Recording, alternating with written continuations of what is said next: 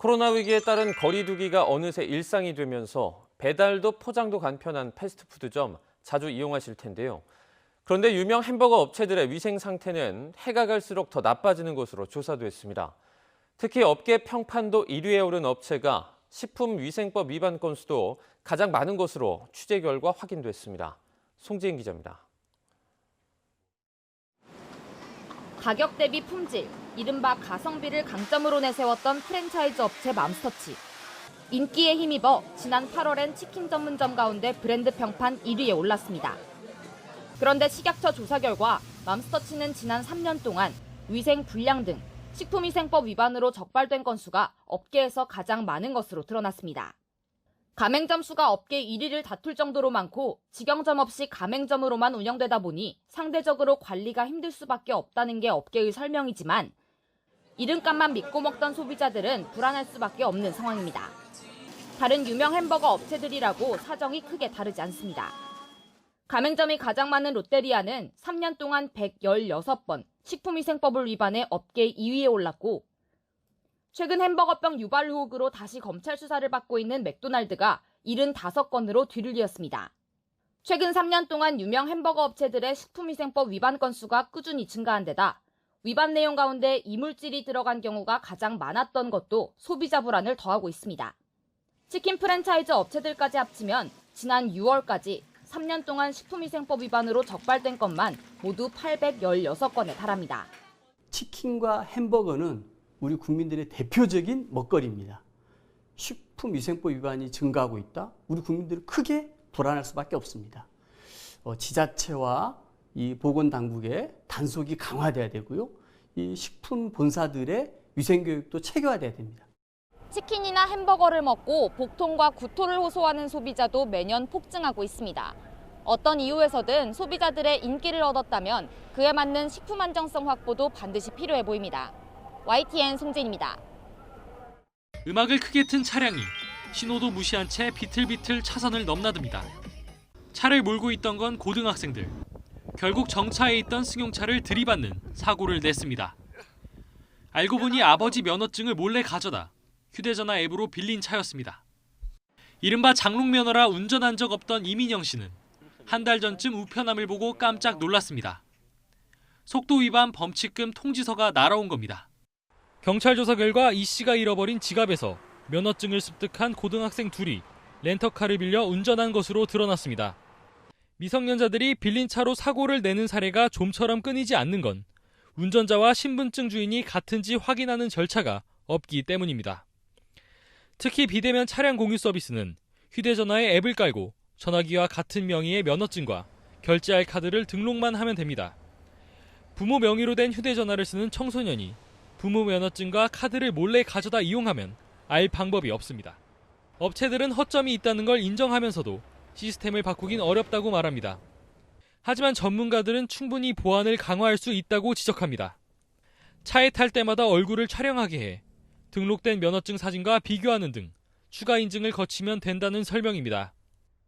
범죄 악용 위험을 줄이려면 비대면 서비스 제공업체의 책임을 무겁게 하는 등 관련 제도를 정비할 필요가 있다는 목소리도 커지고 있습니다.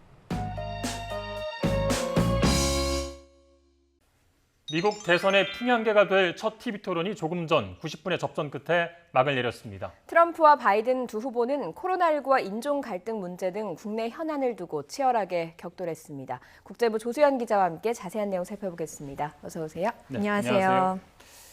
이 대선 후보들의 1차 TV 토론에 굉장히 많은 관심이 집중됐습니다. 90분 내내 지켜보셨죠? 네. 전체적인 분위기가 좀 어땠습니까? 네, 정말 치열한 설전이 될 것으로 예상은 했습니다만 사실 정말 그 수준을 뛰어넘는 그런 수준이었습니다. 사실 2016년 대선 당시 트럼프, 클린턴 후보 간의 1차 토론을 제가 어제도 다시 한번 보고 왔는데요. 이 당시 초반에는 두 후보 모두 절제된 태도를 보이다가 서서히 더 치열하게 격돌했습니다. 그런데 오늘은 초반부터 팽팽한 긴장감 속에 두 후보가 서로 끼어들고 또 말을 끊는 모습을 보였습니다. 초반 몇 분간은 점잖게 진행되는 듯 하다가 사회자의 제지에도 말을 이어가는 등 혼란스러운 상황이 펼쳐졌습니다. 사회자인 폭스뉴스 크리스 월러스 앵커가 여러 차례 중재에 나서야 했는데 3명의 목소리가 동시에 겹치는 상황도 많이 벌어졌습니다. 네, 앞서 조소연 기자가 예산을 뛰어넘는 치열한 설전이었다 이렇게 이야기할 정도로 90분간 뜨거운 설전이 이어진 것으로 보이는데 이번 토론의 핵심 쟁점들 좀 정리를 해주시죠. 네, 다양한 국내 현안들이 다루어졌는데요. 코로나19와 경제, 인종 갈등과 폭력, 그리고 신임 연방대법관 임명 문제 등 다양한 현안들을 아우렀습니다. 첫 번째 주제가 이 긴즈버그 연방대법관의 별세로 대선판의 최대 쟁점으로 떠오른 이 후임 지명 문제였는데요. 트럼프 대통령은 자신이 2016년 대선에서 승리했으므로 후임 연방대법관을 곧바로 지명할 권리가 있다고 주장했습니다. 이에 바이든 후보는 이 사안에 미국민이 목소리를 낼 권리가 있다면서 그러려면 대선 결과가 어떻게 나오는지를 기다려보고 승자가 후임을 지명해야 한다고 맞섰습니다. 또 코로나19와 경제와 관련해서는 바이든 후보가 아무래도 이제 야당 후보다 보니까요. 코로나 트럼프 행정부의 대응을 문제 삼으면서 코로나19 확산 책임론을 꺼내 들었습니다. 미국에서 20만 명이 넘는 코로나19 사망자가 발생한 점, 그리고 안일한 초기 대응으로 피해를 키운 점을 지적했는데요. 이에 트럼프 대통령은 코로나19에 성공적으로 대처했다고 반박하면서 충분한 보호 장비 보급 등을 내세워왔습니다. 또 중국과 러시아, 인도 등의 코로나 피해 사례를 거론하면서 미국의 대응에는 문제가 없음을 거듭 강조했습니다. 네. 메시지도 중요한데요. 두 후보의 토론 화법과 또 스타일도 굉장히 다르잖아요. 네. 트럼프는 굉장히 직선적이고 바이든은 조금 신중한 편인데 이번에도 그런 차이를 좀 보였습니까? 네, 정확히 짚어주셨는데요. 트럼프 대통령은 직설적이고 또 명쾌한 화법이 특징입니다. 다소 거친 면이 있지만 또 때로는 지나치게 노골적인 표현에서 호불호가 갈리기도 하죠. 그렇지만 이제 순발력과 임기응변이 뛰어난 게 강점입니다. 반면 바이든 후보는 차분하게 자기 주장을 펼치는 스타일인데요. 안정감을 주는 측면이 있지만 오늘 토론에서는 언변에서 좀 밀렸다는 평가입니다. 트럼프 대통령은 어떤 사안이든 거침없이 끝까지 밀고 나가는 자신감을 보인 반면에 바이든 후보는 답변을 잘 이어가다가도 트럼프 대통령의 공격이나 사회자의 질문이 반복됐을 때 망설이거나 또 논점을 잃는 모습을 보였습니다. 예를 들어서 미국에서 벌어진 이제 최근에 그런 시위 사태와 관련한 질문이 나왔는데요. 이 과정에서 이제 일부 폭동 양상을 띈 데에 대한 질문이었습니다. 사회자가 바이든 후보에게 이렇게 물었습니다. 최근 오리건주 포틀랜드에서 과격 시위가 벌어진 것과 관련해 현지의 민주당 당국자들과 접촉했냐, 접촉해서 실제로 민주당 그 후보로서 뭔가 대책을 촉구하거나 이런 조치를 취했느냐 하니까 바이든 후보가 자신이 현재 공직에 있지 않다는 답변을 하면서 말끝을 살짝 흐렸습니다. 그러자 사회자가 다시 그러니까 전혀 접촉을 하지 않았느냐 이렇게 묻자 살짝 망설이다가 그들이 알아서 잘 해결할 수 있다고 믿는다 이렇게 답을 했는데요. 자신감이 좀 부족하다 이런 평가도 있습니다. 사실 이번 토론은 코로나19로 좀 대면 유세가 어려워진 상황이어서 상당히 대선에 영향을 미칠 거다 이런 관측이 많지 않았습니까? 그렇다면 토론의 승자가 누구인가 이거에 관심이 쏠릴 것 같은데 어떻습니까? 가장 관심 있는 부분인데요. 아직까지는 결과가 나왔다고 말하기는 이릅니다. 왜냐하면 지금 이제 토론이 막을 내린 지는 30분 정도가 지난 상황입니다. 잠시 뒤에 여론조사 결과가 나올 텐데요. 여기서 어떤 평가가 나올지 기다려봐야 할 것으로 보입니다. 트럼프 대통령은 시종일관 이제 단호하고 공격적, 바이든은 수세적 자세를 보였는데 누가 더 안정적으로 90분을 이끌어가는지에 대한 평가는 현재 조금 엇갈리고 있습니다. 미국 현지 언론들은 가장 혼란스러운 대선 후보 TV 토론이었다. 이런 평가도 지금 내놓고 있습니다. 조수원 기자의 평가를 들어보니까 좀 트럼프가 좀 나았다 이렇게 좀 들리는데요. 일단 스타일 자체가 화법과 이 토론 스타일이 너무 달라서 확실히 트럼프 대통령 누가 분위기를 좀 압도했느냐 하면 트럼프 대통령이라고 좀 확실하게 말씀을 드릴 수 있을 것 같고요. 대신 얼마나 이제 잘 이 안정적으로 또 이끌어갔는지에 대한 평가는 아직은 이제 미국 언론들도 좀 신중한 입장을 보이고 있어서 저희도 좀 여론조사를 조금 더 기다려본 뒤에 말씀드리면 좋을 것 같습니다. 말씀하셨듯이 코로나19 상황이라 TV 토론인데 굉장히 중요한데 남은 토론 일정 어떻게 됩니까? 네, 오늘 이제 1차 토론이었고요. 2차례 토론이 더 남아 있습니다. 10월 15일 플로리다주 마이애미에서 2차 TV 토론이 진행되고요. 3차는 10월 22일 테네시주 내쉬빌에서 열립니다. 현재 부동층 비율이 10%가량 되는 것으로 파악되고 있는데요.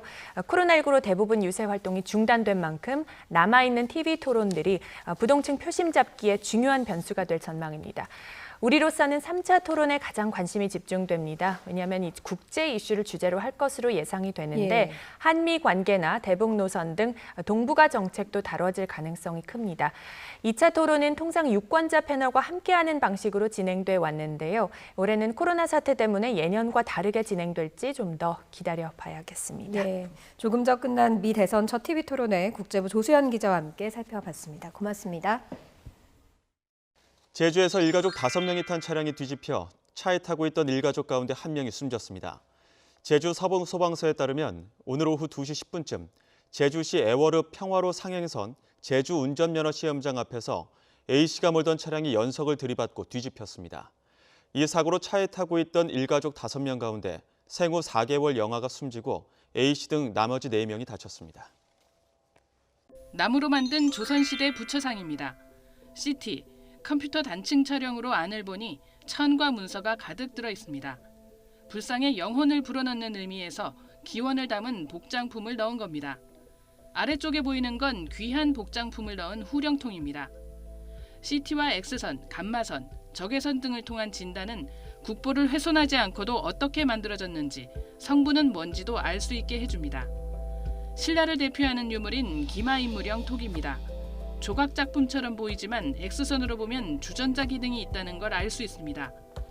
깔때기 쪽으로 물을 넣고 말가슴에 대롱으로 따를 수 있습니다. 도통 구조가 짐작이 안 되는 화려한 도자기 연적입니다. CT 촬영을 해보니 물길이 보입니다. 안쪽에 있는 해테입으로 물이 들어가고 연적을 기울이면 해테 옆에 연결된 공간에서 물이 나오게 설계됐습니다. 지나친 음주를 경계하라는 뜻에서 만든 계형배입니다. 술이 가득 차지 않는 이유가 사이펀의 원리 때문인 걸 확인할 수 있습니다. 기압차와 중력에 의해 높은 곳의 물이 관을 통해 낮은 곳으로 이동합니다. 적외선은 바랜 글씨와 그림을 보는 눈입니다. 부여에서 발견된 백제시대 목관입니다. 적외선을 쐬어보니 구구단이 나타났습니다. 구구단이 중국에서 일본 먼저 건너간 뒤 한국에 전해졌다는 주장을 반박한 중요한 자료입니다. 학생들이 학교에서 배운 어떤 이론적인 내용과 그걸 박물관에 있는 유물을 같이 결합을 해서 우리가 몰랐던 문화재에 대한 우수성이라든가 우리 문화재를 좀 더 많이 알고 갔으면 좋겠습니다. 과학을 통한 보이지 않는 빛들이 문화재 보존에 활용되는 것은 물론 감춰진 비밀을 알려주는 좋은 도구가 되고 있습니다.